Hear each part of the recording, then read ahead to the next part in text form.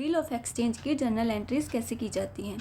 In the books of drawer seller जिसने goods sell किए हैं, at the time of sale क्या entry होगी। अगर कैश आता है हमारे पास तो हम क्या एंट्री करते हैं, cash account debit to sales account. But हमने क्रेडिट पे गुड सेल किए हैं तो हम क्या लिखेंगे, debtor account debit to sales account. और जब बिल एक्सेप्ट हो जाता है तो क्या एंट्री आएगी, bills receivable account debit to debtors account. Debtor से हमें पैसा लेना है।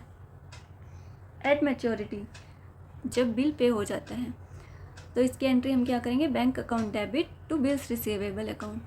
अगर डिसऑनर हो जाता है तो डेटर के अकाउंट को हम डेबिट कर देंगे, बिल्स रिसीवेबल अकाउंट को हम क्रेडिट कर देंगे और जो हमें नोटिंग चार्जेस लगे हैं उसे हम क्रेडिट कर देंगे। रॉय की बुक्स में क्या एंट्रीज होती हैं, जो बायर होता है उसकी बुक में at the time of purchase हम क्या एंट्री करेंगे, purchases account debit to creditor account. और जब बिल एक्सेप्ट हो जाता है तब creditors account debit to bills payable account. और at the time of maturity bills payable account debit to bank account की बिल पे हो चुका है। इफ़ डिसऑनर हो जाता है तो क्या एंट्री बनेगी, bills payable account debit noting charges account debit to creditor account. हम एक एग्जांपल लेते हैं। आप एक होलसेलर हैं और 20,000 रुपीज़ के गुड्स आप राज को सेल करते हैं 2 मंथ्स के क्रेडिट पर।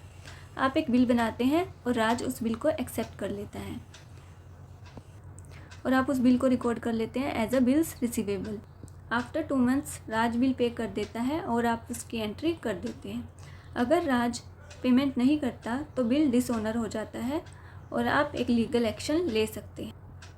Benefits of bills of exchange, ये एक लीगल प्रूफ होता है।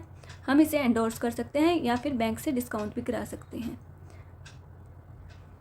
एक सर्टेन पेमेंट डेट इसमें फिक्स की जाती है। Helps in proper planning of cash flow की प्रॉपर प्लानिंग में भी हेल्प करता है।